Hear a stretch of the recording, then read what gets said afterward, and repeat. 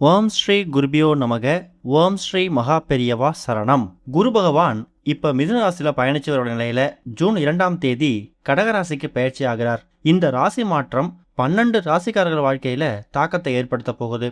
ஜோதிட சாஸ்திரத்துல குரு ரொம்ப முக்கியமான கிரகமா கருதப்படுது.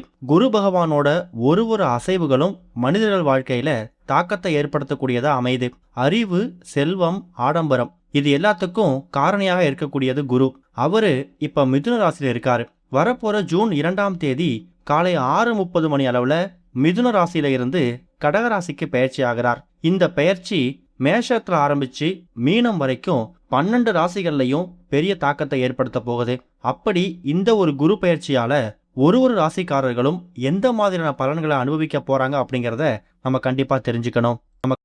சிம்ம ராசியை பொறுத்த வரைக்கும் எதுலையும் உங்களுடைய தனித்தன்மையை வெளிப்படுத்தக்கூடிய நீங்க தர்ம சிந்தனையோட வாழக்கூடியவங்க, எல்லா வளமும் நலமும் பெற வேணும் அப்படிங்கிறதுக்காக விருப்பத்தோட இருக்கக்கூடியவங்க, பழமையையும் கலாச்சாரத்தையும் மதிக்கக்கூடியவங்க, முன்னோரோட ஆசீர்வாதங்களை முழுமையா பெறணும்னு நினைக்கக்கூடியவங்க. உங்களுக்கு இந்த ஒரு குரு பகவான பயிற்சியால லாபஸ்தானத்துல இருந்து அயன சயன போகஸ்தானத்துக்கு மாறுறார். அயன சயன போகஸ்தானத்துக்கு மாறக்கூடிய குரு பகவான் தன்னோட 5ஆம் பார்வையால இந்த ஒரு ஸ்தானத்தையும், 7ஆம் பார்வையால தன வாக்கு குடும்பஸ்தானத்தையும், 9ஆம் பார்வையால சுகஸ்தானத்தையும் பார்க்கிறார். இது மூலயமா என்ன பலன் கிடைக்கும்னா, கடந்த கால இருந்து வந்த சிரமம் எல்லாமே அடியோடு நீங்கும். வாழ்க்கையில முன்னேற்றம் பெறுவதற்கான புதிய வழி உண்டாகும். பொருளாதார நிலை திருப்தி கொடுக்கும். குடும்பத்தினோட தேவை அறிந்தும் அதை நிறைவேற்றி கொடுப்பீங்க. உங்களை புறக்கணிச்ச சொந்த பந்தம், நண்பர்கள் தானா வந்து உறவு கொண்டாடுவாங்க.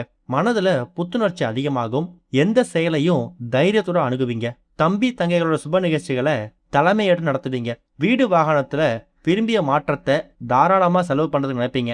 வீடு, மனை, ஆடை, ஆபரணங்கள் இந்த மாதிரி விஷயங்கள்ல அவசரம் வேண்டாம். எதையும் ஒரு முறைக்கு இருமுறை யோசிச்சு முடிவெடுக்கலாம். குழந்தைகள் நன்கு படிச்சு கல்வியில முன்னேற்றம் பெற முடியும். வேலை வாய்ப்புலையும் முன்னுரிமை கிடைக்கும். திருமண தடைகள், குழந்தை பாக்கியம் இது எல்லாமே தானாக நீங்க பெறும். உங்களுக்கான பரிகாரம், ஞாயிற்றுக்கிழமைகள்ல சிவன் கோவில 11 முறை வலம் வரணும். பிரதோஷ காலத்துல நந்தீஸ்வரரை வணங்கும் போது வாழ்க்கையில முன்னேற்றத்தை தரும். சமூகத்துல அந்தஸ்து அதிகமாக கிடைக்கும்.